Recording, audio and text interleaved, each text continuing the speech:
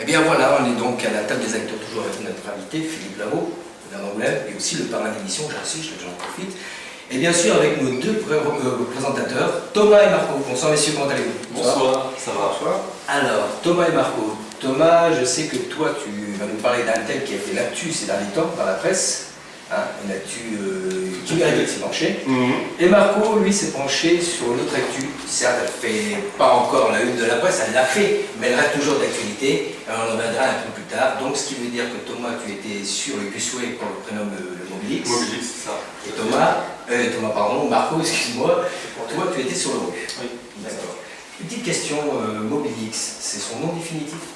Oui, c'est le nom de la ligne que l'on appelle en site dédié, en site propre. C'est-à-dire, c'est un moyen de transport qui est un peu comme le tramway en fait, sauf qu'il est sur des pneus. Ce sont des bus de nouvelle génération, mais l'intérêt c'est qu'ils aient un couloir qui leur soit réservé. Ça veut dire qu'on peut avoir des bus qui vont circuler plus rapidement, et en même temps on peut avoir des passages beaucoup plus fréquents. Donc l'intérêt c'est d'avoir à la fois des bus modernes, qui vont pouvoir ouvrir des distances plus rapidement, et avoir des fréquences plus importantes. Et les fréquences, c'est se dire on n'a pas besoin d'avoir un horaire des bus dans la poche, on sait que toutes les 10 minutes, il y en a un qui s'arrête. Et donc ça, c'est l'intérêt d'avoir un site propre. Justement, avec finance son projet, donc allez-y. Vous avez votre réponse tout de suite, on va dire. Donc alors oui, moi j'ai fait mes recherches sur Mobilix. Donc Mobilix, ça fait partie donc, du PDU, du projet de développement urbain. Plan de déplacement urbain. Déplacement urbain, pardon. Donc Mobilix, qu'est-ce que c'est? Donc comme vous l'avez dit, ça consiste à la réorganisation du réseau de transport en commun. Tout à fait. Ça comprend la création de 2 lignes pour l'instant. Donc il y aurait une ligne ruelle Linard-Saint-Michel, si je ne me trompe pas. Saint-Michel-Linard. Oui, Saint-Michel-Linard, voilà. Une autre ligne Soyaux-la-Couronne. Voilà. On sait déjà que le réseau de la STGA donc, est très efficace sur Angoulême. Donc ma première question, ça serait qu'est-ce que ce projet peut apporter à Angoulême?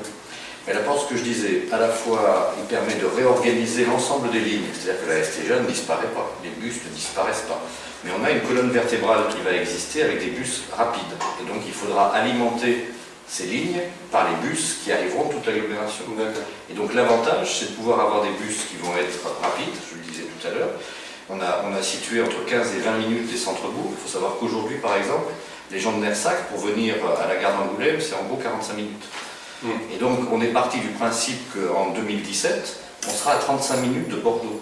C'est-à-dire que de la gare d'Angoulême en TGV à la gare de Bordeaux, on mettra 35 minutes. Quel intérêt d'habiter à Nersac à ce moment-là quand on sera à 45 minutes de la gare d'Angoulême? Donc on est parti du principe qu'il fallait raccourcir les distances entre les centres-bourgs de l'agglomération et le centre de l'agglomération à travers le pôle d'échange de la gare. Donc ça c'est un premier élément. Deuxième élément, le fait de circuler avec des bus qui seront cadencés beaucoup plus rapides va nous permettre d'ouvrir des plages horaires plus importantes. C'est-à-dire qu'on pourra commencer plus tôt le matin et on pourra terminer plus tard le soir. Donc ça permettra à des gens qui n'ont pas de moyens de locomotion, par exemple, de pouvoir aller travailler le matin alors qu'aujourd'hui ils ne peuvent pas parce que leurs horaires sont beaucoup plus tôt que les horaires des bus. Donc commencer par exemple autour de 5 h du matin et terminer le soir autour de minuit, 1 h, pour permettre à des gens d'aller en centre-ville, au cinéma, au théâtre, de pouvoir sortir au restaurant, boire un verre en ville, sans avoir à prendre sa voiture. Donc c'est vraiment des services supplémentaires qui n'existent pas aujourd'hui, qui seront apportés. D'accord, donc on ne cherche pas par là à être plus efficace que la STGA, c'est vraiment un complément de la STGA. C'est complément. La STGA, en fait, elle applique ce que le Grand Angoulême a défini comme réseau de circulation. Parce que c'est Grand Angoulême qui décide du réseau et des bus qui doivent circuler sur ce réseau. C'est nous qui finançons la STGA. D'accord. Et donc demain, on continuera à financer la STGA, mais avec à l'intérieur du périmètre du service public, un transport en site propre qui sera ajouté. Il va de soi qu'il y a des lignes qui existaient entre les différents points que vous avez dit, entre La Couronne, Soyaux, Linard, Ruelle. Il y a des bus dont on n'aura plus besoin puisqu'il y aura le site propre. Par contre, on complétera le réseau de bus autour pour rabattre le plus possible de lignes vers le site propre et que les gens, en sortant de leur bus, ils prennent le site propre et ils arrivent rapidement en centre-ville. D'accord. Donc si tout se passe bien, les travaux commenceront en 2015 pour une mise en service en 2017. Et ce sera un projet qui coûterait quand même jusqu'à 100 millions d'euros. Oui, globalement tout compris, 102 millions, un peu plus de 102 millions d'euros. 80 millions, c'est de l'investissement, c'est-à-dire c'est des infrastructures, c'est des voies, c'est des trottoirs qui vont être faits, c'est des arrêts de bus.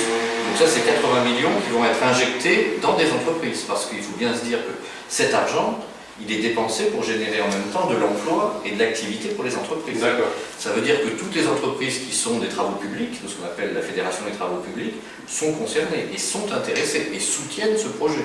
Parce que derrière, on ne met pas de l'argent par les fenêtres. On investit durablement et en même temps, vous verrez, et vous voyez déjà sur les esquisses qui sont données, on améliore la qualité des voiries, on améliore la largeur et la qualité des trottoirs, on améliore et on aménage des places publiques, de l'éclairage public. C'est donc une amélioration globale du cadre de vie, ces 80 millions. Le reste, c'est le coût que nous avons aujourd'hui, puisque c'est quand même Grand Angoulême qui achète les bus de la STGA aujourd'hui. Ce n'est pas la STGA qui achète les bus, Grand Angoulême les achète et les met à disposition de son prestataire. Donc le reste, les 23 millions, c'est ce qui correspond à ce que l'on fait actuellement, les achats de bus, les appareils pour distribuer les billets, les informations voyageurs, c'est ce que d'ores et déjà on a dans notre plan de financement habituel. Donc il n'y a pas de surcoût. Voilà, alors ça peut sembler une somme énorme, mais quand on regarde, je regardais l'autre jour sur Niort, ils sont près de 120 millions d'investissements, donc j'allais dire toutes les villes de notre taille, c'est le coût de cet investissement, et ce n'est pas disproportionné. Je le dis souvent, la problématique de la dette toxique d'Angoulême, cette dette qui a été contractée par la précédente municipalité, le coût c'est 100 millions. 100 millions pour financer des banques. Là, nous, c'est 100 millions pour financer sur toute une agglomération un réseau de transport, des voiries, des espaces publics et d'éclairage. C'est du concret pour les habitants. D'accord. Et pourquoi pas, à ce moment-là, investir dans des lignes dites vertes, enfin, améliorer carrément la STGA, les lignes de la STGA, pour qu'ils puissent se mettre en place des bus verts, un peu plus verts. De toute façon, l'objet du site propre, c'est d'avoir des bus hybrides, c'est-à-dire qu'ils vont consommer moins de carburant et qui vont fonctionner aussi à certaines vitesses avec de l'énergie électrique. Donc aujourd'hui, on est dans un dispositif de bus hybride, c'est-à-dire plus écologique. Mais ça, c'est le moyen de transport. Moi, j'entends souvent, on me dit, oui, mais la STGA fonctionne bien, il faudrait mettre plus de bus. Mais vous imaginez bien que plus on va mettre de véhicules sur les rues, et plus on va mettre de temps pour faire les trajets. Donc plus on met de véhicules, plus ça bouchonne, effectivement, et plus on met de temps pour faire les trajets. Donc ça, c'est pas une bonne solution. La bonne solution, c'est véritablement de dédier des espaces. Je vais dire, la question, elle est évidente quand on regarde la LGV. On pourrait dire aujourd'hui, mais pourquoi est-ce que RFF investit 7 milliards pour faire une nouvelle ligne alors que le TGV circule déjà sur une ligne existante? Parce que quand ils auront leur propre ligne dédiée, ils circuleront à grande vitesse de bout en bout et ils n'auront pas à partager la ligne avec des TER, avec du fret, avec d'autres véhicules qui sont sur la même ligne, mais qui ralentissent la circulation. Donc, voilà, c'est le même principe. Alors exclusif, bien sûr, tout ce qui est secours, les pompiers, les ambulances ou les véhicules d'urgence pourront utiliser ces lignes, mais les autres véhicules n'y auront pas accès. Ce sera réservé effectivement au site propre. D'accord.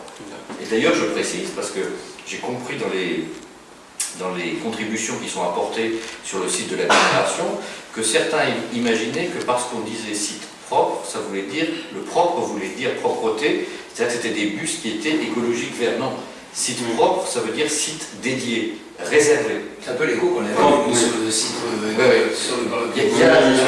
Effectivement, mais j'ai mis le temps à comprendre, parce que je ne comprends pas ce qu'ils veulent dire par là. Site propre, c'est qui est propre au bus, c'est-à-dire qui est réservé au bus, qui ne peut pas être utilisé par les autoroutes. C'est ce qu'on disait tout à l'heure, justement, en parlant de Et ce que je n'ai pas dit non plus, c'est que dans les 80 millions d'investissements, il y a les voies bus, il y a les voies pour les voitures, les rues qui vont être refaites, le goudron qui va être refait, il y a les voies pour les cyclistes, les pistes cyclables qui vont être tracées, et il y a les trottoirs pour les piétons.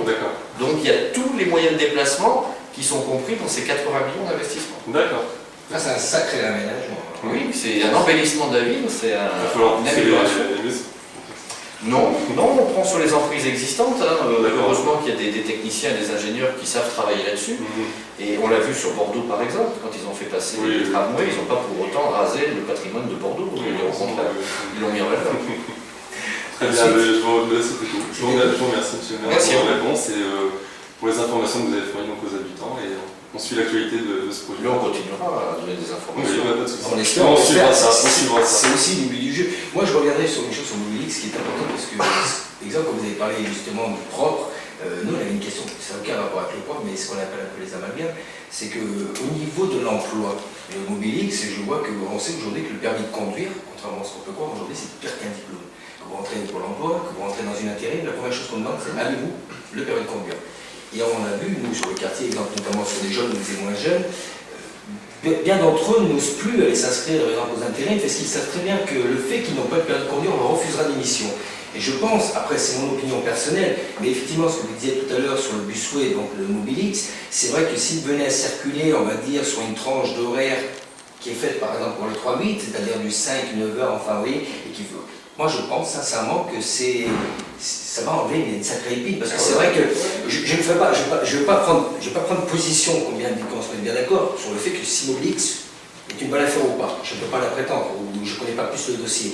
Mais là où je pense être concret, c'est que je pense que les gens qui auront, dans une intérim, se dire je peux faire une mission parce que maintenant j'ai un moyen de circulation, c'est pas négligeable pour la suite du projet. Je crois que ça mériterait, vu ce qu'on lit dans la presse, un peu plus de méditation. Mais après, c'est sûr, on est en pleine crise, on parle d'argent, on confond beaucoup de choses. Mais voilà. Et ça, c'est de l'argent qui est injecté dans l'économie, parce qu'il fait travailler les entreprises. Et derrière, ça veut dire que c'est des contrats de travail. Il ne faut pas oublier que l'investissement public, c'est de l'emploi derrière. Et que si on ne met pas cet argent-là, nos entreprises risquent de mourir. C'est aussi un investissement sur l'emploi. Moi, j'y tiens beaucoup et je le dis. Je le disais ce matin au congrès des maires de Charente, à l'Espace Cara, l'investissement public, on parlera tout à l'heure de l'opération de renouvellement urbain, c'est pareil pour les entreprises du bâtiment, c'est une mine qui est importante, ça permet de faire travailler des gens. Il faut savoir que dans les marchés publics, on a aussi des clauses d'insertion. Et donc il y a des gens qui retournent à l'emploi grâce à ces investissements publics. Donc ça, c'est ce qu'on appelle un cercle vertueux. L'argent public permet d'améliorer la qualité de vie des habitants, offre des services nouveaux, agit sur les entreprises qui peuvent créer de la richesse et de l'emploi. Voilà pour nous l'équation. Eh bien, excusez-moi, oui. à condition que les gens d'Angoulême soient priorisés, parce que moi je vois par exemple la ligne LGV, où c'est des grosses entreprises comme Eurovia et Vinci, et on voit il y a beaucoup de gens qui se déplacent de très loin, et je pense qu'il y a une minorité de gens d'Angoulême alors qu'il peut y avoir une majorité de gens locaux. Donc tu veux dire qu'il y a plus de main-d'œuvre externe que la locale. Ils ont une obligation dans le cahier des charges, c'est-à-dire que nous, comme on finance la ligne à grande vitesse, le Grand Angoulême met 12 millions d'euros dans la ligne à grande vitesse, ils ont une obligation. Et on a un suivi régulier avec la préfète de la Charente, justement des offres d'emploi et des candidatures qui ont été retenues. Donc il y a un suivi qui est fait globalement. Et c'est vrai que sur certains corps de métier qui nécessitent de la qualification, les grutiers et autres, parfois on a du mal à trouver sur place. C'est pour ça qu'on met en place en même temps des formations, de façon à ce qu'il y ait des gens qui soient formés, qui puissent rentrer sur ces chantiers. Parce qu'il y a des formations spécifiques. Mais justement, on va profiter justement, vous avez profité de rebondir sur le RU, et justement Marco, tu vas nous parler de l'ORU, et justement de ce qu'on peut attendre. Je me suis penché sur ce sujet parce que, notamment pour avoir des réponses, on a eu beaucoup de questions techniques et venant des habitants, donc on était sans réponse. Donc pour éviter d'avoir à mentir ou dire des réponses fausses, donc on va se pencher là-dessus un petit peu. Donc moi tout d'abord j'aimerais qu'on puisse avoir quelques explications en quoi consiste l'ORU. Alors l'ORU, c'est donc une opération de renouvellement urbain. C'est une opération qui vise à remodeler l'ensemble des quartiers. Et donc dans ce quartier, on prend en compte l'habitat, donc le logement dans lequel vivent les gens, on prend en compte les espaces publics, les espaces qui servent à tout le monde, on prend en compte les entreprises, donc toute l'activité économique du secteur, les services publics, les équipements scolaires, les équipements sportifs. Donc c'est un réaménagement global de façon à créer des quartiers qui soient plus vivables pour les habitants. Les quartiers que l'on connaît aujourd'hui, comme Galère-Grand-Fond par exemple, c'est des quartiers qui ont été construits après-guerre. Et donc qui répondaient à un moment donné à une dynamique sociale et à une dynamique économique qui faisait que ces quartiers correspondaient au mode de vie des gens de cette époque-là. Aujourd'hui, les quartiers ont vieilli. 50 ans ou 60 ans après, on n'a plus les mêmes modes de vie, on a envie de vivre différemment. Et aujourd'hui, il faut à la fois renouveler l'habitat, renouveler les conditions d'accueil des entreprises. Vous le savez, par exemple, au niveau du centre commercial, qui ne correspond plus du tout aujourd'hui architecturalement à ce qu'on attend d'un centre commercial. Les appartements, sur les volumes aussi, parce que quand vous avez par exemple des appartements qui ont des salons de 10 mètres carrés, ça ne correspond plus aujourd'hui. Le salon, on y vit, on y mange, on y discute, on reçoit ses amis. C'est plus comme dans le temps où on vivait différemment. Donc aujourd'hui, il faut restructurer l'ensemble des bâtiments. C'était une époque où le pétrole et l'électricité étaient moins chers. Donc je vais dire l'isolation, on s'en moquait à cette époque-là. Et l'isolation thermique est défectueuse, l'isolation phonique, parce qu'il faut bien dire qu'il y avait une espèce de forme de respect des voisins qu'on n'a plus aujourd'hui. Moi je me rappelle, les parents, moi j'ai vécu au champ de manœuvre, donc je me rappelle très bien, les parents qui nous disaient à 10h le soir, terminé, plus un bruit, on respecte les voisins. Aujourd'hui, les modes de vie ont changé. On a tendance à déborder, parfois de cultures différentes, on a tendance à faire la fête et pas prévenir les voisins qu'on va faire la fête. Et donc, ça devient plus ou moins invivable. Donc, ça nécessite vraiment dans ces opérations qu'on prenne en compte les besoins de chacun. Les habitants, les écoliers, qui sont aussi des habitants, les entreprises qui sont sur le secteur, les espaces publics où on va faire jouer les enfants. Parce que c'est vrai qu'à l'époque où les enfants rentraient tous à 10h, les gens pouvaient dormir tranquille. Mais aujourd'hui, quand on a des enfants qui jouent jusqu'à minuit et au-delà, sous les fenêtres de gens qui travaillent, c'est pas toujours très agréable. Donc il faut repenser où on localise les espaces de loisirs. Donc c'est toutes ces opérations-là qui sont intégrées dans l'opération de renouvellement urbain. D'accord. Et donc est-ce que vous avez un projet de rue pour Villers-la-Conquête? Alors depuis longtemps, oui, on a dit que ça faisait partie des quartiers prioritaires, et d'ailleurs on s'est battu avec la députée Martine Pinville pour faire en sorte que ce quartier reste dans ce que l'on appelle la politique de la ville, qu'il soit reconnu, et on a fait en sorte qu'il soit inscrit dans les futurs contrats de ville qui permettront de développer des projets urbains dans les quartiers. Mais ces projets-là, ce n'est pas des projets qui sont copier-coller de projets d'autres quartiers, ils doivent s'élaborer avec les habitants. Et c'est pour ça qu'il y a souvent des phases qui sont très longues de concertation avant l'élaboration du projet. Je dis toujours, le projet de ma campagne, par exemple, on sait qu'il a fallu 20 ans pour faire le rue de ma campagne. Entre la première étude qui a été faite et la fin des travaux, c'est 20 ans. Donc c'est des choses qui sont longues. Si je regarde aujourd'hui l'opération de renouvellement urbain du secteur ouest, la convention a été signée en janvier 2008. Donc c'était M. Mottet qui était maire et c'était Mme Boutin qui était ministre de la Ville à l'époque. Ils avaient signé la convention en janvier 2008. On regarde aujourd'hui, 5 ans après, il y a quand même déjà beaucoup de choses qui ont été faites. Et on peut se dire que d'ici maximum 2-3 ans, l'opération sera entièrement terminée et les difficultés qu'il y a eu récemment étaient liées aux difficultés financières du bailleur social Logélia qui n'avait plus assez d'argent pour faire les bâtiments qui étaient prévus. Donc, on voit que les opérations qui sont menées par la ville, par l'agglomération du Grand Angoulême, par le département, par la région, se poursuivent, et par l'ANRU bien sûr, l'agence nationale qui représente le gouvernement se poursuivent. Par contre aujourd'hui, il y a parfois des blocages. Là c'est Logélia. Il y a par exemple la Foncière Logement, qui est un organisme privé, qui s'était engagé à construire aussi sur ce secteur-là, qui a abandonné tous les projets, mais il a fait ça partout en France.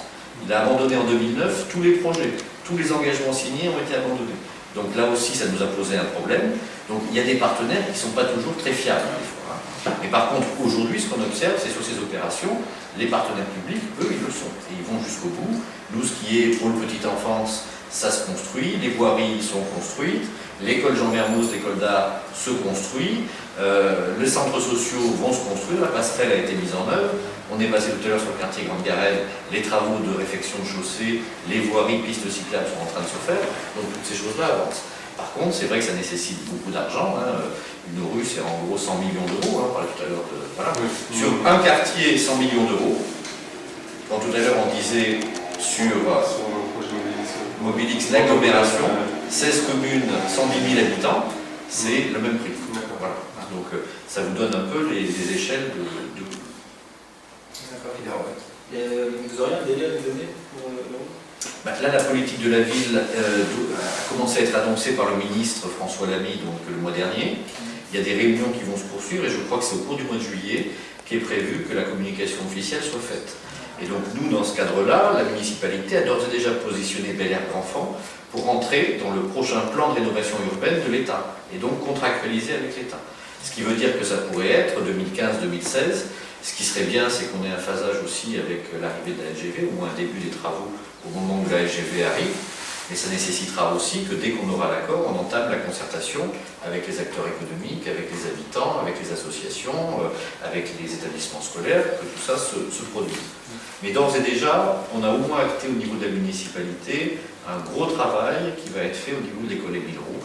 Où là, sur le groupe scolaire Émile Roux, on a d'ores et déjà engagé une enveloppe d'à peu près 6 millions d'euros qui devra être réalisé dans les années à venir, qu'il y ait aux rues ou pas aux rues, mais on souhaite qu'il y ait aux rues. On a de toute façon un gros projet sur le groupe scolaire Émile Roux aujourd'hui. Bon, bah, c'est tout. Je vous remercie pour vos questions. Donc c'est vrai que le sujet de nos rues, c'est quelque chose, surtout sur ce quartier de la Grandfond. C'est une histoire pour nous qui restera et qui continuera en espérant voir la fin. Après, bien sûr, on va passer vite fait à autre chose, mais je voudrais noter une chose que la municipalité a mis en place il y a un petit moment, ce qui s'appelle les diagnostics marchands, qu'on fait assez souvent, qui nous permettent de voir les travaux d'urgence, entre guillemets, hein, et qui nous permettent aussi de... C'est la petite goutte d'eau, mais qui répare quand même cette petite erreur qui évite cette fâche. Eh bien, Marco, Thomas, je vous remercie bien. Merci à vous. Merci. Quel sujet pour le mois prochain? Moi, le prochain, je me pencherai sur la ligne LGD. Pardon, sur la médiathèque, on va parler de ça du coup. Ah oui. Sur Tout est lié. les travaux de la médiathèque et bon, tout on un œil sur. Tout est lié parce que notre volonté sur la médiathèque, et c'est un des éléments, si on la situe à cet endroit-là, c'est qu'elle soit en même temps un phare international. C'est-à-dire que tous ceux qui passeront, même par le train, mais qui ne s'arrêteront pas, verront la médiathèque d'Angoulême, qui est quand même la ville internationale de l'image. Donc notre but, c'est que les gens, progressivement, s'arrêtent et ont envie de descendre ici dans cette ville, et à partir de la gare de la médiathèque, ils aient envie, comme nous, de rester à Angoulême et de vivre à Angoulême. Ouais, d'accord. Très bien. Et Marco, sur quelle idée? Quel est le prochain projet? Sur la ligne LGV. Ah bah je me doutais bien. C'est pas pour rien que je J'avais mélangé les projets. Voilà, c'est ce qui compte, qu'ils aient mélangé le projet, ce qui compte, c'est voilà, qu'on puisse répondre à cette attente des Angoumoisins, parce qu'il faut savoir, et à noter, c'est très important, les questions qui vous ont été citées tout à l'heure ne sont pas des questions de ces deux personnes, de ces deux enquêteurs, ce sont vos questions qui ont été prises dans les rues ou autres. Je ne sais pas comment ils se sont débrouillés comme enquêteurs, mais voilà, ce pas des questions préparées. Voilà. C'est des questions qui ressortent des habitants. Même s'il paraissent des fois un peu bizarres ces questions, on essaie de faire une actu plus simple. Voilà, écoutez messieurs, je vous souhaite à tous les deux une bonne soirée, et puis je vous dis au mois prochain. Au mois prochain. Et puis soyez, ne confondez pas les projets, ça serait sympa.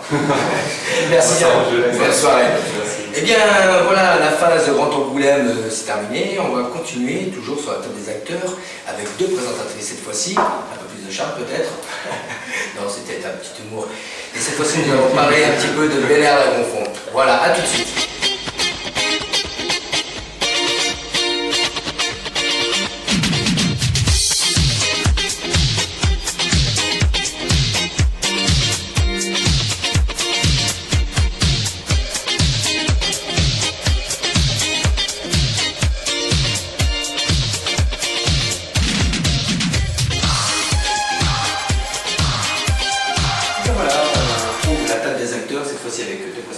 Bonsoir Viviane, bonsoir Sonia. Bonsoir. Comment allez-vous? Toujours avec monsieur Philippe Lavaux. Donc cette fois-ci nous allons parler du quartier de Bel Air la Grandfond. Un petit peu de plus, ça fait pas de mal. Et cette fois-ci il y a une certaine inquiétude, ce que j'ai vu. Et par contre on va retourner un petit peu sur le côté horreur. C'est pas fait exprès, c'est comme ça. Avec Viviane. Viviane, c'est quoi ton thème? Les travaux à venir sur le quartier. Et Sonia? Le manque d'implication des habitants. Qui malheureusement se fait non seulement à l'échelle locale mais aussi à l'échelle nationale et qui des fois, comme je dis souvent, un projet créé, s'il n'est pas suivi par le citoyen, est un projet coulé. Et voilà. Eh bien, c'est Viviane. Oui. Alors, on te donne la parole. Donc voilà, monsieur le maire, avec notre association, on est allé faire des enquêtes sur le secteur et on a proposé d'être le porte-parole un petit peu des habitants. Donc nous sortirions savoir ce que vous comptez faire comme travaux pour le quartier Bel Air au niveau de la signalisation, pour accéder aux écoles et aux abords de celles-ci. Exemple, ralentisseurs, panneaux, protection pour les enfants. Alors ça va peut-être émaner à la fois du diagnostic en marchand. Je pense que vous avez déjà évoqué ces sujets-là avec Joël Lachaud, mon adjoint, qui vient régulièrement sur les quartiers pour déceler ces petites problématiques. C'est pour une part des problématiques de sécurité, quand vous parlez des ralentisseurs. Je pense que vous avez raison de remarquer l'incivisme de beaucoup, qui ne se rendent pas compte, y compris sur des lieux où il y a des enfants, qu'il faut ralentir la vitesse. Et donc ça, c'est tout un élément pour nous qui est très complexe à prendre en compte, parce qu'aujourd'hui, les coussins berlinois que l'on pose, ils ne sont efficaces que dans certaines conditions, parce qu'on ne peut pas en mettre tous les 10 mètres. Donc il faut véritablement qu'on travaille à la fois sur le fait de ralentir la vitesse sur les voies elles-mêmes, et qu'on travaille aussi à certains moments sur la réduction des voies de circulation. C'est-à-dire pour laisser le passage dans un sens et une priorité dans un sens. Donc tout ça, ça fait partie du plan de voirie. Pour l'instant, je le dis sincèrement, on étudie, mais on ne l'a pas mis en œuvre tant qu'on ne sait pas si on va être retenu dans le cadre du plan national de rénovation urbaine. Puisque ça fait partie des voiries, comme on le fait en ce moment sur le secteur ouest et comme on l'a fait sur ma campagne, des opérations qui peuvent être cofinancées par l'État, parce que c'est très très cher les voiries. Donc pour nous, ça c'est des éléments. D'abord aller au plus vite sur la sécurité, les abords des établissements scolaires, le centre social, les équipements sportifs, les lieux associatifs, là où il y a des gens qui se réunissent. Donc ça c'est un travail qui est un premier travail. Après sur le fond des investissements routiers, attendons de savoir si on est éligible au PNRU. Et à ce moment-là, on travaillera avec vous justement pour remodeler les axes de circulation. Parce qu'une des problématiques de Bellac-Enfonds, c'est aussi qu'il y a beaucoup d'axes secondaires, de petits axes par où les véhicules circulent plus ou moins vite. Et donc il faudra certainement remodeler, supprimer certains axes, faire des sens de circulation qui soient différents, avec des sens uniques très certainement aussi, pour éviter d'avoir justement des flux de voitures trop importants. Donc ça nécessite vraiment un travail de fond. C'est-à-dire que si on se contente de mettre des coussins berlinois, on sait que ça va faire effet sur certains, mais sur d'autres, ça les fera pas ralentir.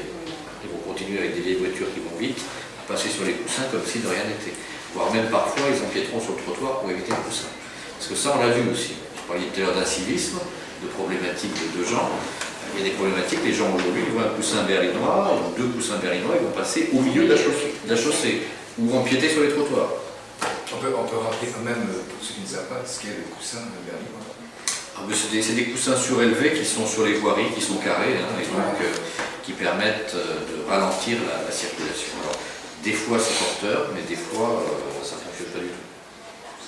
Donc en fait, on est obligé d'attendre pour avoir un calendrier pour ces travaux-là. Pour ces travaux-là, alors vous savez que vous avez les travaux d'urgence, c'est pour ça que je parlais du diagnostic en marchant. C'est le diagnostic, vous avez dû évaluer un certain nombre d'investissements qui étaient urgents sur le quartier, et ceux-là, ils sont programmés dans la programmation annuelle. Alors, je n'ai pas emmené la liste avec moi, donc je suis désolé de ne pas pouvoir vous donner des précisions supplémentaires sur le calendrier des travaux tels qu'ils sont prévus. Par contre, tout ce qui est grosse infrastructure, c'est-à-dire tout ce qui va être les voies de liaison dans le quartier, tout ça, il faudra attendre qu'on ait une vision globale de réaménagement du quartier pour le décider ensemble.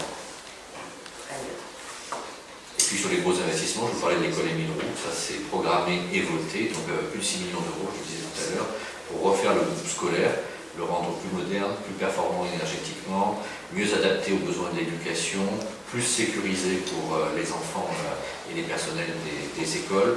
Donc c'est tout un projet global sur Émile Roux. D'accord.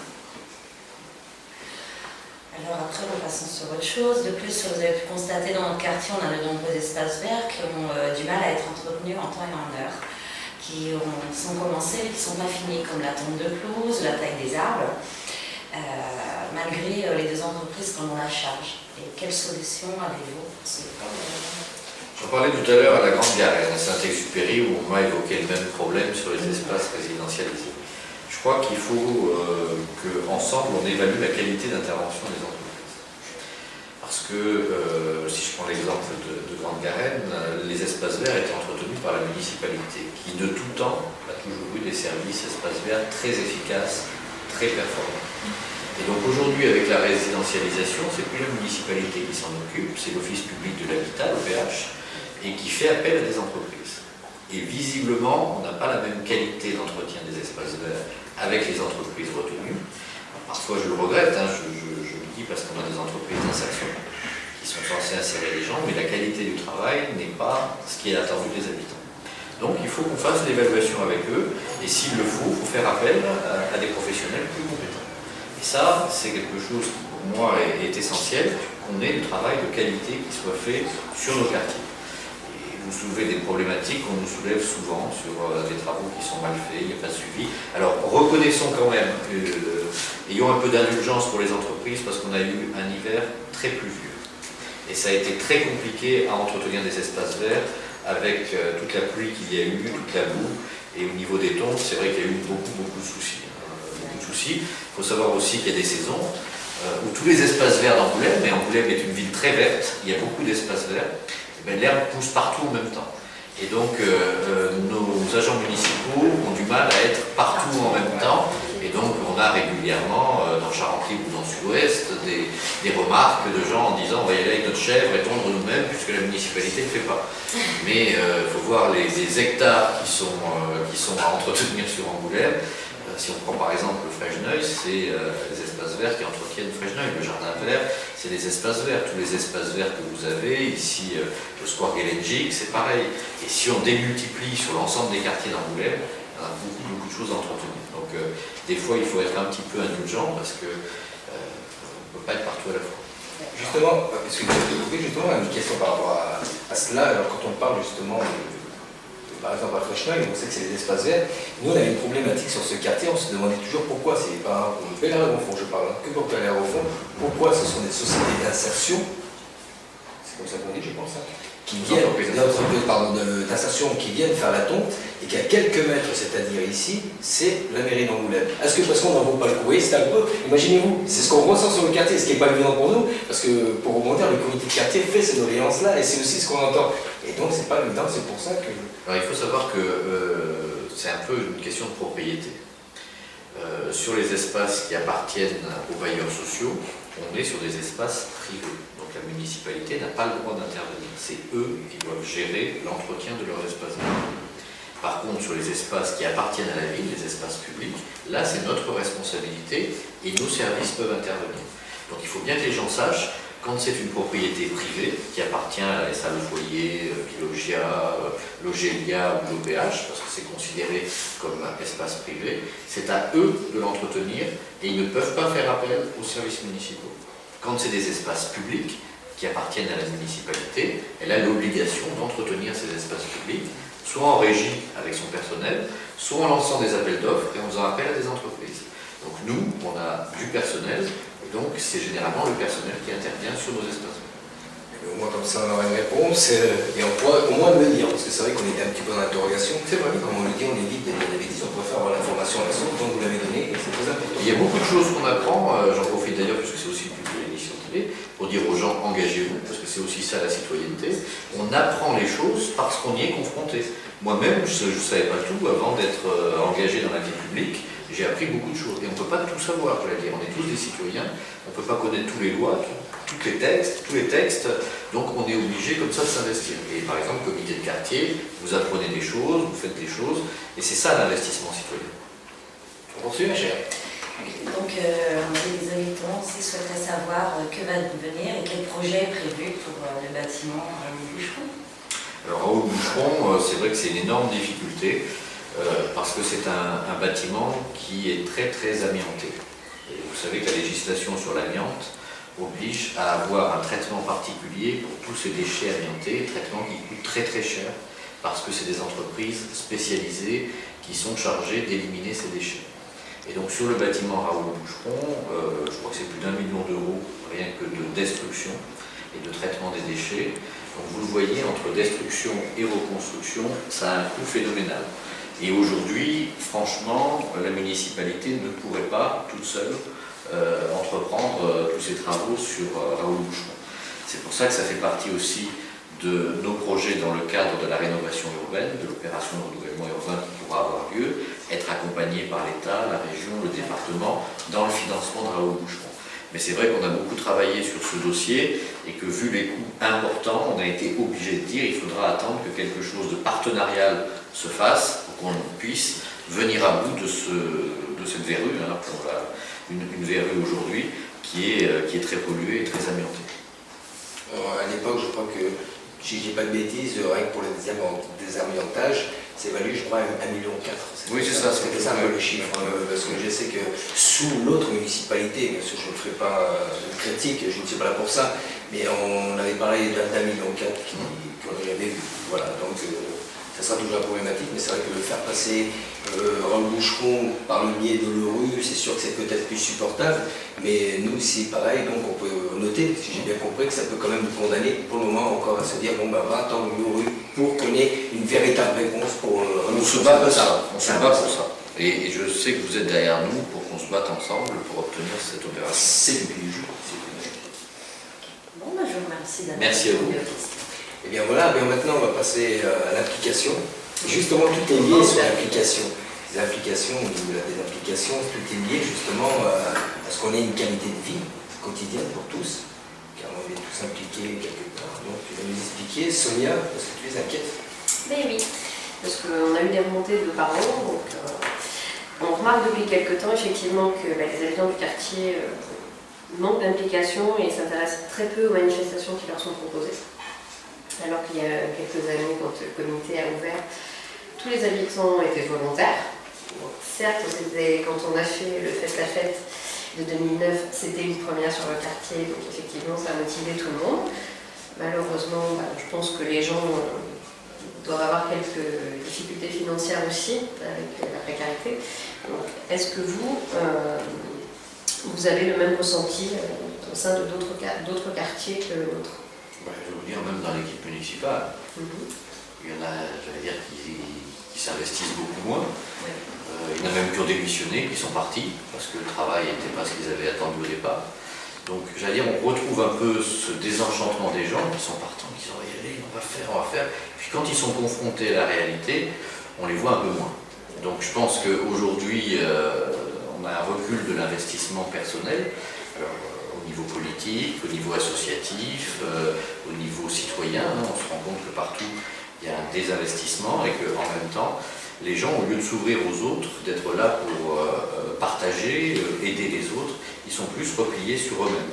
Alors c'est vrai que la crise n'arrange rien, parce que les gens sont parfois dans la difficulté, et qu'ils s'enferment dans cette difficulté et qu'ils ne vont pas s'ouvrir aux autres, et ils ne vont pas participer avec les autres. Donc c'est vrai que nous aussi on est confrontés à cette difficulté. Depuis le début du mandat, on avait décidé, avant de voter le budget, d'aller rencontrer les habitants chaque année dans les quartiers. On l'a fait, chaque année on y a été, puis on a vu la participation de moins en moins importante, diminuer comme une peau de chagrin. Et c'est vrai que la dernière réunion sur le budget 2013, on avait peu de monde, hein. Et donc on peut le regretter.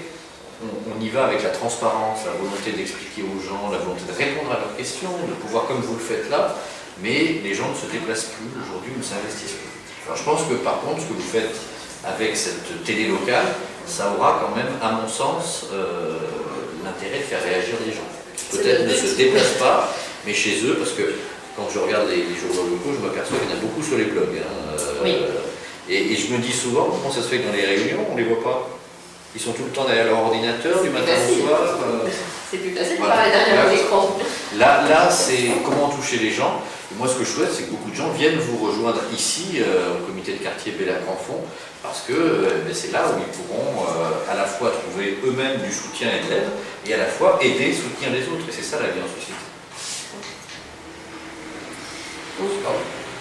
Oui, donc le souci aussi qu'on a un petit peu, qui ressort beaucoup sur le quartier, c'est le problème de mixité, parce qu'apparemment, les habitants entre communautés ne se mélangent pas. Ou ont du mal à se Ont mélanger. du mal à se mélanger, sachant que depuis quelques années, effectivement, avec la destruction des immeubles de Dassault et de ma campagne, on a des nouveaux arrivants et qui ne cherchent pas trop en fait à connaître ne serait-ce que leurs voisins. Là aussi, c'est un phénomène sociétal qui est quand même assez répandu en France aujourd'hui. C'est-à-dire qu'il ne faut pas oublier non plus, moi c'est mon rôle de faire de la politique, que dire les 5 dernières années de présidence de la République, on a beaucoup opposé les gens les uns aux autres. On a beaucoup fait en sorte qu'on se méfie des autres, de son voisin, en désignant toujours des boucs émissaires. Donc aujourd'hui, on a des gens quand même qui sont imbibés de cette culture. On le voit, ils sont capables de se monter les uns contre les autres, les voisins de palier, sans se connaître, d'avoir des avis, de parler des autres sans connaître les autres. Et ça, c'est à nous aussi, au plus près du terrain, à faire en sorte qu'on retisse des liens entre les gens. Je sais que vous travaillez beaucoup au comité de quartier, à créer des animations, à créer des moments de rencontre, de convivialité. Vous avez du mal à faire adhérer les gens, mais il faut poursuivre. Je crois qu'il ne faut jamais arrêter dans ce sens-là. C'est vraiment notre volonté, sortir de cette opposition systématique. On essaie d'opposer ceux qui seraient nés sur ce territoire de ceux qui seraient arrivés d'autres territoires, d'opposer ceux qui possèdent, qui sont propriétaires et ceux qui sont locataires, d'opposer ceux qui ont un mode de vie à ceux qui ont un autre mode de vie. Enfin, il faut sortir de ça et se dire et faire en sorte d'aller vers les gens. Je crois que les gens en ont besoin aussi aujourd'hui. Oui. Maintenant, il faut arriver à les faire sortir. Voilà, il faut arriver à les faire sortir. Problème, Il faut à la fois pouvoir leur apporter ce qu'on a à leur apporter, et il faut aller chercher chez eux ce qu'ils peuvent nous apporter. Que ce soit un système oui, que ce soit qui soit toujours un système d'échange. Et donc ma dernière question, dans vos projets, avez-vous le même sentiment et pensez-vous pouvoir donner plus de moyens aux acteurs de quartier qui cherchent des solutions? Nous, on a essayé de faire vivre une vraie démocratie participative, c'est-à-dire de s'appuyer à la fois sur les comités de quartier, sur les conseils de quartier, de faire en sorte avec le diagnostic en marchant de s'appuyer le plus possible sur les volontés des gens dans les quartiers, de mettre en œuvre de la concertation sur tous les projets, du dialogue, de tisser du lien. Et cette volonté, elle ne nous abandonne pas, les chevilles au corps. C'est de se dire, on n'est pas là pour imposer des choses aux gens, il faut que le territoire se construise ensemble. Nous, on est détenteurs de ce que vous nous avez donné comme pouvoir de décision financière, économique, sociale, environnementale. Donc nous, on se doit d'être à votre écoute pour répondre le mieux possible. Par contre, ce qui est très compliqué aujourd'hui, c'est qu'on a beaucoup de demandes, vous en parliez, qui sont individuelles. Oui. C'est-à-dire qu'on s'intéresse à soi avant de s'intéresser à l'ensemble. Et nous, à la municipalité, on est obligé de s'intéresser à tout le monde, pas à 1, 2 ou 3 en fonction d'eux. Donc parfois, le message a du mal à être compris. C'est-à-dire pourquoi mon trottoir il n'a pas été refait alors que la rue à côté, il a été refait. Pourquoi les espaces verts, ils sont mieux tendus à tel endroit qu'à tel endroit. Voilà, je crois que ce qu'il faut, c'est qu'on explique que c'est l'intérêt général. Les grands projets dont on parlait tout à l'heure, par exemple pour les acteurs des quartiers, moi je dis ce qui se passe sur la gare, pour Bellac-Renfont, c'est formidable pour vous. Parce que c'est vous offrir des outils et vous allez être au centre de ces problématiques et de ces outils. Pôle d'échange multimodal, c'est vous qui allez être au cœur. Vous allez pouvoir vous investir, les habitants vont pouvoir se l'approprier. Médiathèque, vous allez être au cœur aussi, proximité d'un équipement high-tech au niveau culture, création, c'est à vous aussi à en prendre possession. C'est un équipement public, il n'est pas privé, il vous appartient. Donc ça, c'est aussi un enjeu qui va être très important. On parlait tout à l'heure du transport en site propre, ça aussi, vous avez un rôle à jouer sur l'organisation, sur ce que vous attendez du site propre, ce que vous attendez des transports. Vous avez aussi un rôle à jouer pour tout ce qui va être accompagnement des populations, leur expliquer ce qui est en train de se passer. Donc voilà, tout ça vous avez à jouer, et puis vous avez aussi, à partir de ces projets, à penser, mettre en œuvre les projets des habitants des quartiers. Comment ils veulent se les approprier, qu'est-ce qu'ils veulent faire avec tous ces outils. Un long challenge, cette aventure humaine. Oui. Mais passionnante, tout ce qui est humain, c'est passionnant. Non, mais ça apporte toujours un mais bon. Tout à fait. Mais pour moi, ça sera tout. Ça sera tout. Bon, ben, c'est merci. On se rend Merci compte, à vous. Donc on se rendra compte, c'est sûr que en ce qui concerne l'implication, il y a plusieurs facteurs. La précarité, aussi le fait de ne pas vouloir voir son voisin. Il y a aussi un petit peu, c'est pas concrétique, je porterai cette à la municipalité, parce que c'est à l'échelle nationale un peu aussi des politiques. Beaucoup de promesses qui n'ont pas été tenues, parce qu'on le voit sur le terrain quand on se fait, entre guillemets, un petit peu allumer. Bon, on le prend un peu pour des hommes politiques, mais ce n'est pas notre but. Donc on les excuse, bien sûr, parce qu'on comprend, dans ce manque d'application, on voit qu'il y a quand même un SOS, on le ressent derrière. Et c'est ça qu'il faut noter qui est très important. Une chose qui est importante aussi, c'est de redonner la vraie valeur du temps. Le temps humain, aujourd'hui, il est de plus en plus long. On vit de plus en plus longtemps. Et la notion d'urgence, il va falloir la relativiser, parce que l'urgence, elle est par rapport à quoi? Par rapport à son envie ou par rapport à la réalité du temps humain.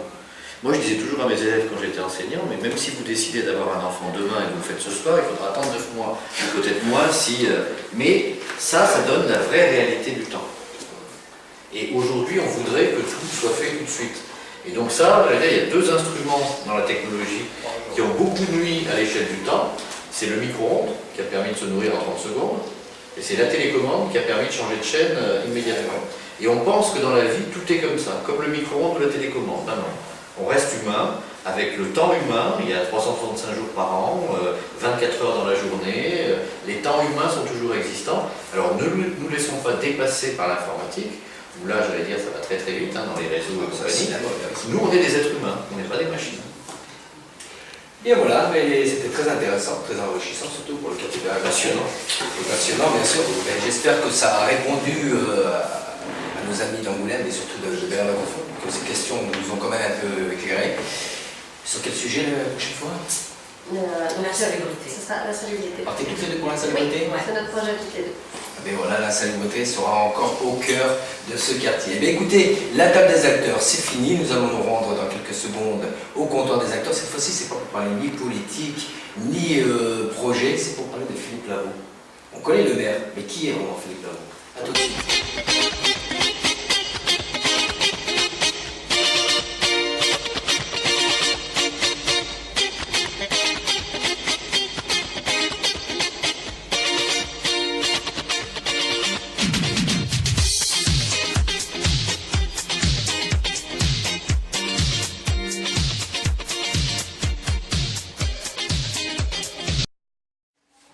bien, nous voilà au comptoir des acteurs, non pas pour boire un coup, mais pour parler de Philippe Lavaux.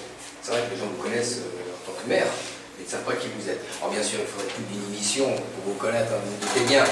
Mais on a quelques petites questions, sympa. On va voir si vous rentrez dans le jeu, ça serait super sympa.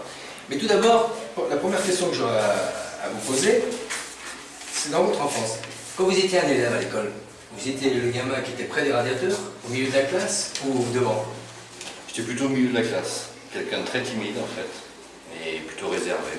Non, je n'étais pas quelqu'un de ni très hardi, ni fumiste, j'étais vraiment entre les deux. Un bon élève? Non, je n'étais pas spécialement bon élève, je pense que j'étais moyen.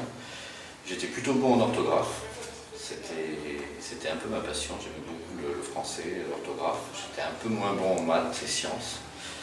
Mais non, mais tout m'intéressait, j'ai toujours été, et j'ai gardé ce côté d'ailleurs, j'aime apprendre. J'aime apprendre. Quelque chose que j'ai appris très tôt, c'est que même si on lisait tous les jours un livre toutes les heures, on ne pourrait jamais épuiser la bibliothèque de New York en vivant 350 ans. Donc on se dit qu'on ne sait jamais tout et qu'on peut toujours apprendre, on peut toujours se perfectionner. Donc moi je suis un étudiant depuis que je suis né. Donc voilà, ce qui n'empêche pas que même si vous n'êtes pas bon en maths, il faut quand même apprendre. Hein, parce que... Ah oui, c'est très utile. Ça m'a beaucoup servi pour gérer une ville, un département, une région. Après, je m'y suis remis, mais non, mais j'ai jamais décroché. Franchement, j'ai jamais décroché. J'ai toujours essayé de comprendre. C'est ça qui est intéressant. Eh bien, après de l'enseigner, pardon, vous êtes passé enseignant. Racontez-nous un petit peu. Ah, ça a été un grand parcours et cette vocation, elle est née dans l'enfance. Les instituteurs, institutrices qui me passionnaient parce qu'à l'époque, il n'y avait pas la télévision, il n'y avait pas Internet. Je ne suis pas né il y a un siècle, hein, mais quand j'étais gamin, on regardait la télévision une fois par semaine. Le soir, on lisait, on allait se coucher. Quand j'étais petit, mon livre de chevet, c'était tout l'univers, l'encyclopédie. J'ai lu les 21 volumes avec l'index, j'ai tout lu. Et c'est vrai que j'étais passionné par ce que nous apprenaient les enseignants. Et puis après, il y a eu cette rencontre quand j'ai fait mes études. Donc j'ai fait des études de lettres à Bordeaux. Et pour payer mes études, j'étais pion dans un collège à la Grande-Garenne. Et je suis tombé sur des enseignants fabuleux dans ce collège, véritablement, qui savaient investir toute la communauté éducative dans l'établissement. Et donc on a pu faire plein d'ateliers entre midi et 2 heures, de l'aide aux devoirs le soir, y compris à la fin de mon pionica, on remplaçait modestement, mais quand les enseignants étaient absents, les remplaçait au pied levé pour faire de la littérature, de l'histoire, de la géographie, de ces choses-là. Donc ça m'a donné envie. Et puis après, une fois que j'ai été dans le système, j'ai dit allez, banco, je vais jusqu'au bout. Et puis donc j'ai commencé comme maître auxiliaire, c'est-à-dire j'étais sous contrat. Et puis après ma première inspection, l'inspecteur m'a dit mais vous êtes fait pour ça, il faut que vous passiez les concours. J'ai dit laissez-moi encore 2-3 ans pour que je sois bien sûr, je veux être sûr d'abord avant de me lancer. Et puis au bout de 3 ans, 3 établissements scolaires, j'ai dit allez banco, c'est ce qui me plaît, donc j'ai passé les concours et je suis devenu enseignant. Donc il y a quand même beaucoup de gens qui me connaissent parce que j'ai été animateur de centre de loisirs, directeur de centre de loisirs, pion, prof, plus les associations sportives et autres, donc il y a quand même beaucoup qui m'ont connu. Belle carrière, mais on voit qu'il y a quand même un bon côté social quand même. Moi j'aime les relations humaines. C'est ça qui a été très important. Mais justement, côté social, le fait de cette carrière, vous avez rencontré des enfants, donc, enfin des jeunes adultes, on va dire. Et est-ce que c'est le fait de rencontrer, on va dire, ces différences? Parce que c'est vrai que quand vous étiez prof, vous avez dû voir des enfants qui n'avaient pas les mêmes chances que les autres, que ce soit intellectuellement ou, je dirais, financièrement. Est-ce que c'est ceci qui vous a poussé à faire de la politique en vous disant « je vais essayer d'apporter ma petite pierre » entre guillemets? Oui, vous me connaissez bien, alors. Puisque vous avez la réponse à la question. C'est vrai que je pose la question. Si j'ai raison, alors, si vous préférez, si j'ai raison sur ce que c'est vrai que l'enseignant, il apporte un enseignement, mais qu'à un moment donné, il ne peut pas agir sur certaines choses, et notamment les discriminations sociales. Et qu'à un moment donné, si on veut aller au-delà et agir à la racine sur ce qui fait la différenciation des gens, financière ou autre, eh bien, il faut s'engager politiquement et faire évoluer les choses. Et c'est le pourquoi exactement je me suis engagé. J'avais 30 ans quand j'ai décidé de m'engager en politique. 30 ans pile, c'était un moment qui était difficile pour le Parti Socialiste, puisque c'était en 1993, Pierre Béret-Beauvois s'était suicidé, la gauche avait été remise au rencard, et donc je me suis dit c'est le moment d'y aller, il y a à reconstruire. C'est pas dans les moments les plus faciles qu'il faut y aller, c'est quand c'est le plus difficile. Donc j'y suis allé, je me suis engagé, et puis Ensuite, les choses se sont enchaînées très vite. Les gens me connaissaient. 5 ans après m'être engagé, en 98, j'étais élu conseiller général sur le secteur sur lequel j'avais fait mes premières armes sociales et éducatives. Et après, les choses se sont enchaînées les unes après les autres en se disant, ben voilà, c'est dans cet outil que je pourrais agir sur telle et telle chose. Donc on peut dire que vous avez quand même une bonne connaissance du terrain. Oui, moi je suis un angle moins un. Oui, mais je veux dire sur le social, voilà. Moi j'ai vécu à l'intérieur. Voilà, vous avez vécu, vous avez les racines. Et moi-même, je suis enfant d'ouvrier. Donc moi quand j'ai commencé mes études, si je suis devenu pion, c'est que j'avais pas les moyens de les payer. Donc je sais quelle est la difficulté à un moment donné. Vous savez, moi je voulais être médecin au départ, donc chirurgien. Et bon matin. Non, c'était pas la problématique. Ça, j'étais capable de le faire. Mais j'étais pas capable de suivre des cours sans travailler, parce que j'avais besoin de payer mon loyer, de payer à manger, de payer mes bouquins, de payer mon transport. Et donc il fallait que je travaille. Et ça, c'est pas possible. Quand on veut faire des études de médecine, il faut y être à temps plein. Donc voilà, pour ça qu'on a souvent, et on avait souvent dans ces années-là, des enfants de familles favorites, il faut bien reconnaître. Hein. C'était pas ouvert à tout le monde comme aujourd'hui ça peut l'être. On n'avait pas l'aide et l'accompagnement qu'on a aujourd'hui. Quoique c'est vrai que, pour faire une petite parenthèse, je regardais l'autre soir sur un reportage, c'est vrai qu'aujourd'hui, faire des grandes études, ça coûte très cher. Je pense qu'il va y avoir un mouvement où il y aura des baisses, je crois, pour pouvoir accéder à ces études, parce que les coûts sont chers. Exemple, aux États-Unis, j'ai vu, je crois que c'est pour Harvard, c'était 63 000 $ pour faire des études, et ces gens qui s'endettent, des familles qui s'endettent, et qui est même un peu le même système en France. On ne parle pas encore de ces grosses sommes, mais bon, on parle des 40 000 €, pardon. C'est vrai que ça coupe l'envie de faire des crédits parce qu'on n'est pas sûr de... C'est pour ça qu'on doit mettre en place des politiques publiques qui servent ceux qui en ont le plus besoin. La solidarité à un moment donné, vous savez, il y a eu tout un débat sur les allocations familiales récemment là, au niveau gouvernemental, c'était de se dire est-ce qu'on doit continuer pour des familles, moi j'ai connu, y compris dans ma famille, des gens qui disaient ben, nous les allocations familiales on les met sur le livret pour les enfants. Et puis d'autres familles, on sait très bien qu'elles ont besoin des allocations familiales au quotidien pour que leurs enfants soient habillés, nourris, puissent aller à l'école.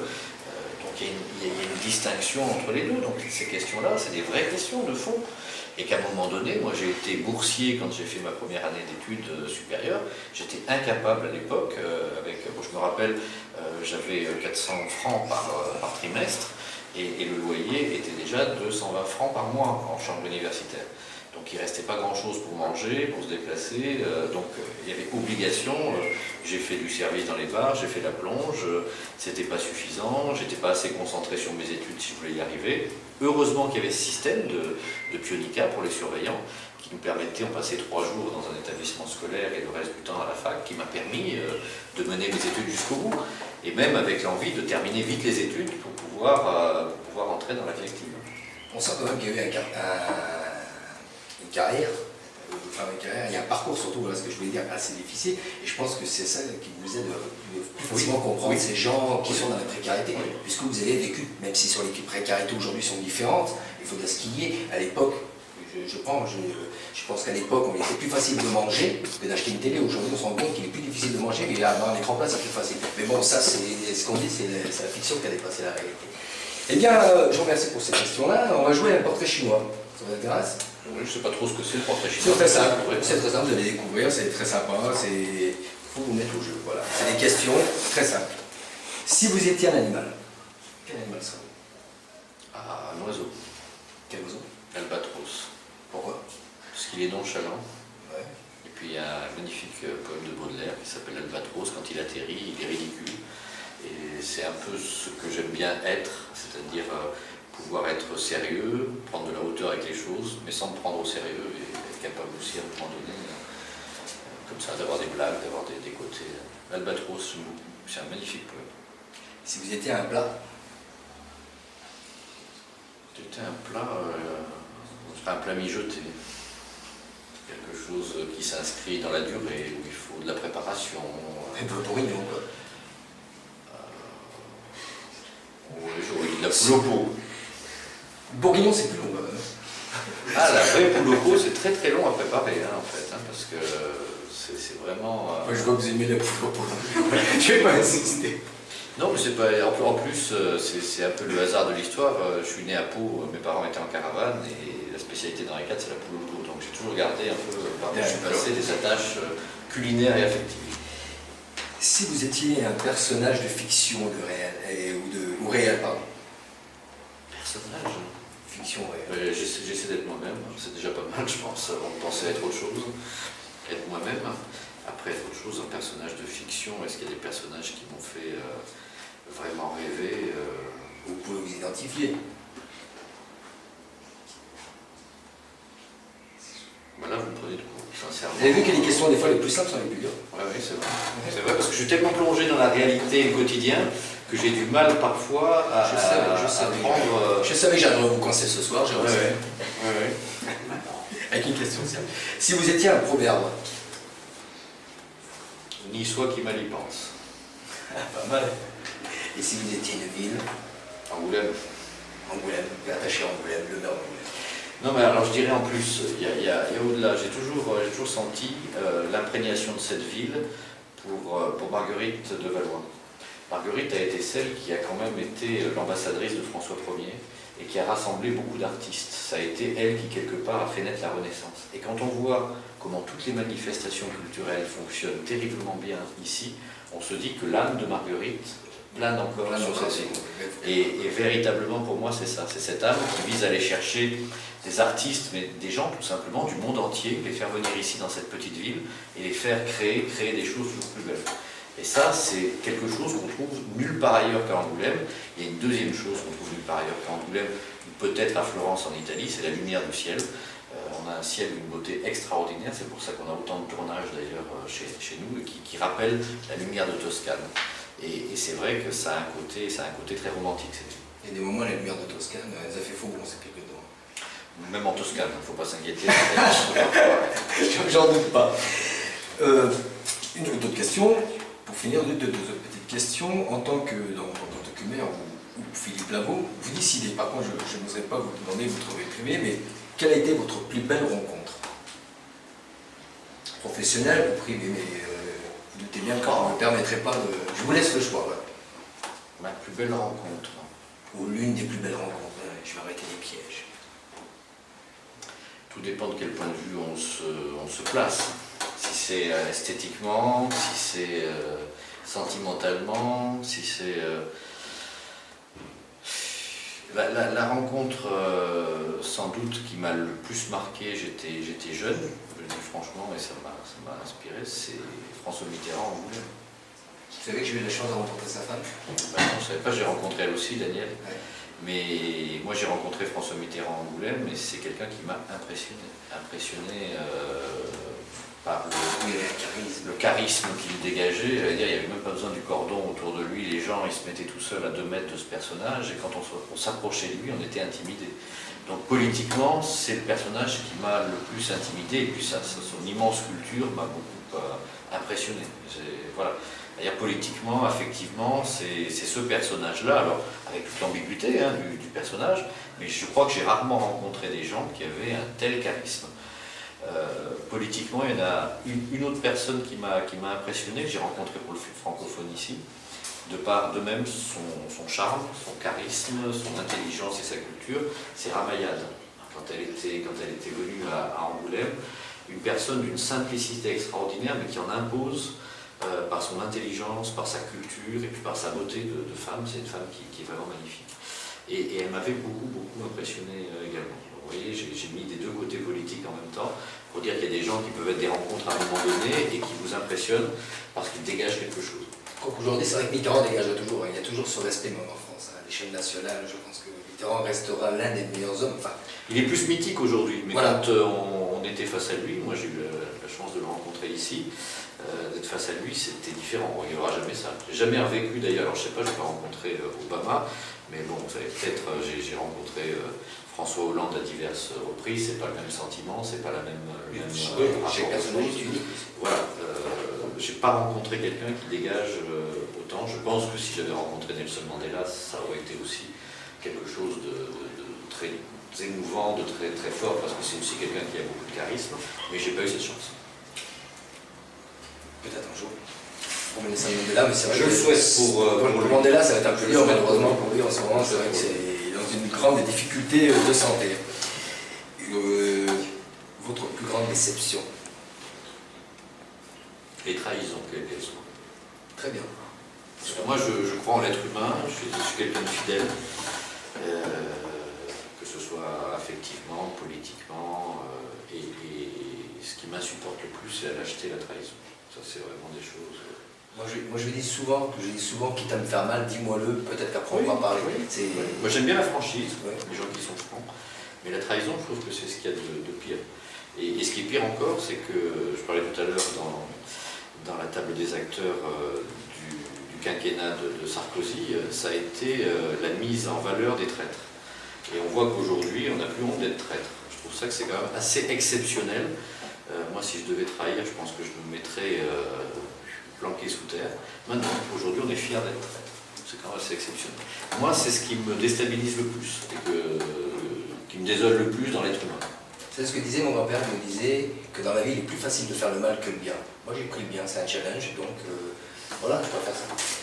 Alors, dernière question, alors attention, je vais essayer d'être compréhensif sur ma dernière question. Imaginez que je suis un génie. C'est sûr, je n'en suis pas un, mais imaginons. Hein. Il faut faire des vœux. Je vous en donne 3. 3, mais ces 3 vœux, vous devez les répartir. Soit en tant que maire, ou soit en tant que Philippe Lavaux. C'est-à-dire, vous choisissez. Soit vous en mettez 3 pour Philippe Lavaux, ou soit 3 pour le maire. C'est comme vous décidez, réfléchissez bien. 3 vœux. Je vais dire un vœu que je peux partager avec l'ensemble des habitants, c'est d'être en bonne santé. Ça, c'est le premier vœu. On a tellement de souffrance à cause de la maladie. Ça serait du côté maire. Oui, pour tout le monde, pour moi et pour les autres. Oui. Je pense qu'il n'y a rien de plus terrible que la maladie et la souffrance. Et donc, voilà, on serait déjà au niveau de ça. Ensuite, deuxième vœu, ce serait que cette ville joue enfin le rôle qu'elle doit jouer parce qu'elle le mérite. C'est-à-dire qu'aujourd'hui, entre Bordeaux et Nantes, je pense que cette ville a un sacré challenge à relever. C'est le premier bassin industriel. Je crois qu'il faut qu'on soit fiers de ça et qu'on fasse tout pour que ça se développe. On a une terre d'avenir. Tous les gens qui viennent ici disent mais c'est exceptionnel. Donc il y a un avenir dans cette ville et je souhaite que cette ville saisisse ses chances. Et puis le troisième vœu, vous voyez, moi je sècherai un peu là-dessus. 2 me suffisent déjà, la santé et la prospérité. Le troisième, je sais pas. Éviter de croiser des traits sur votre chemin, par exemple. Ça c'est l'être humain depuis la nuit des temps. Judas est un des fondements de la société, donc c'est-à-dire ça fait partie des choses. C'est l'argent qui c'est mon côté naïf et romantique qui fait que je crois toujours que l'être humain est bon. Oui. Voilà. Mais je pense qu'en chacun d'entre nous, là quand même, vous ne dites pas ça du bon cœur. Oui, tout à fait. Eh bien écoutez, je vous remercie d'avoir joué le jeu, c'était super sympa, vous avez été honnête, on a senti une franchise, une honnêteté. Je le redis, bien sûr, il faudrait plusieurs émissions pour vous connaître un peu plus. Vous êtes parrain, vous serez amené à revenir. Je ne dirai pas tout, parce qu'il faut garder sa part de mystère. C'est ce qui fait l'intérêt. Oui, voilà, j'en doute pas. Et puis j'ai pas vocation à remplacer Nabila. Donc, oui, Nabila c'est Nabila, Philippe Lavaux c'est Philippe Lavaux. Oui, c'est sûr. Je n'ai pas confus, ne vous inquiétez pas. Eh bien, on va vous apporter dans quelques secondes un livre d'or. On va vous demander de nous laisser une traçabilité de votre passage. Bien sûr, vous serez amené à revenir, puisque vous en êtes le parrain. Et je l'espère, même au nom de toute l'équipe, ça sera un grand plaisir. Et on va accueillir aussi Johanna, qui va nous donner les sorties mi-juin, mi-juillet de ce qui va se passer. Mi-juin, mi-juillet, ou même voire août, de ce qui va se passer comme activité et autres divertissements sur le Grand Angoulême. A tout de suite.